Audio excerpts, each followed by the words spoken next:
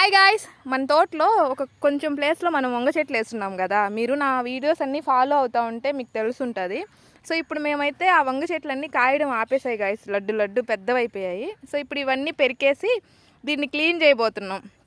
So నేను నా friend Nani. Hi చెప్పు నాని. హాయ్. సో మేమిద్దరం ఈ కొంచెం ప్లేస్ని క్లీన్ చేసి ఇక్కడ కొత్త రకం సీడ్స్ అన్నీ తెచ్చున్నాము, అవి వేయాలి.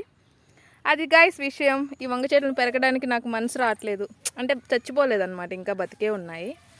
అదే ఇది చూడండి గాయస్, నాని వేశాడు ఈ చెట్టు. ఒక టమోటా కాసింది అంతే, ఇంకేం కాయల. అండ్ మీలో చాలామంది మిరపకాయ చెట్ల గురించి అడుగుతూ ఉన్నారు.